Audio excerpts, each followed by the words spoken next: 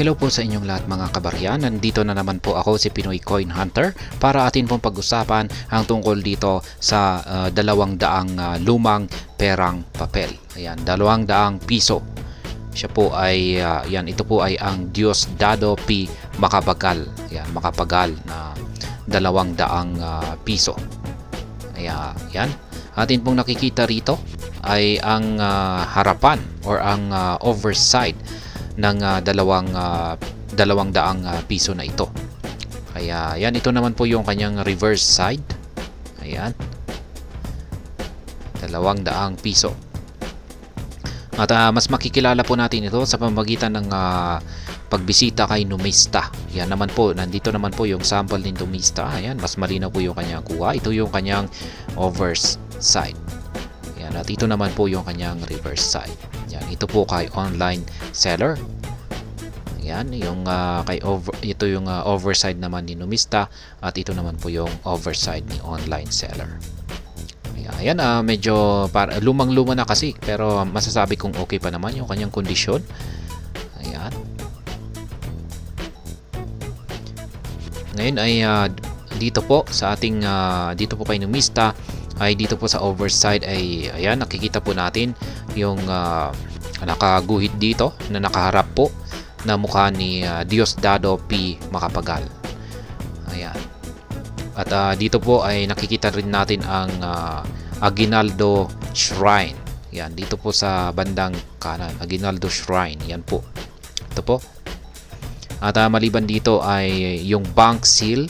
Yan, nasa right center po yan. Bank seal, ito po yan. Selyo ng Bangko Sentral ng Pilipinas. Ayan, yung mga nakasulat dito ay ayan na nga, Republika ng Pilipinas. At saka syempre yung face value nito na 200 piso. At ayan, yung nakasulat dito, ayan, merong nakasulat dito, ang salaping ito ay bayarin ng Bangko Sentral at pananagutan ng Republika ng Pilipinas. At syempre yung mga serial codes niya, ayan, at saka dalawang pirma. Meron pong pirma rito ni ayan, Diosdado Macapagal. Ayan, mismong si Diosdado Macapagal Arroyo. Ayan, at saka ayan, hindi mabasa yung isa. Ayan, check natin dito. Ayan, hindi gaanong Benigno S. Aquino po pala yung ayan, pisang pirma rito. Ayan, Pangulo ng Pilipinas. Ayan, hindi po nakalagay kasi rito, hindi nilagay dito.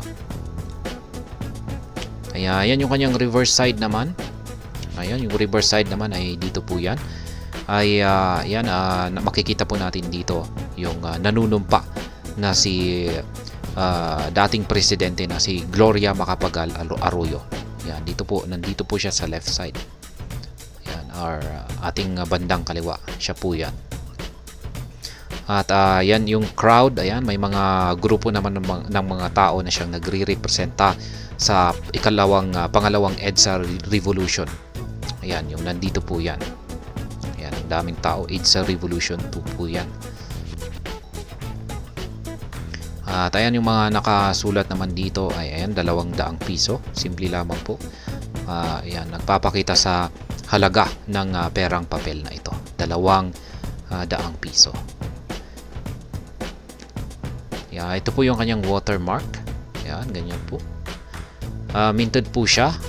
Ito po pala ay na-print sa Security Plant Complex ng BSP, Quezon City, dito po sa Pilipinas. Ayan, mayroon po siyang iba't ibang mga bersyon kung saan ay magkakaiba po ito ng taon mula po taong 2002 hanggang 2013 yung kanyang iba't ibang mga bersyon. Ayan, meron pong nabenta dito na auction pero kakaiba po yung ito. Uncirculated. Binenta po ito sa halagang 967.09 Philippine peso. Ayan, nung pang October 8, 2022. At ayan, natin na pong alamin kung magkano nga ba ang benta ni online seller dito sa kanyang 200 piso na perang papel. Ayan, or lumang perang papel. At ito po ay kanyang ibinebenta sa halagang 150 pesos. Lapit lamang po natin. Ayan.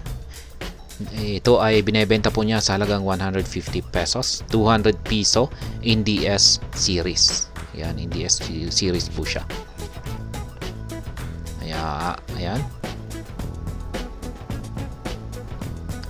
At atin pong muling pagmasdan ang kanyang 200 piso rito. 200 piso na lumang perang papel na kanyang binebenta po sa halagang 150 pesos. Ayan po. Medyo may mga tupi-tupi po siya kasi malamang ay ginamit po talaga siya sa sirkulasyon.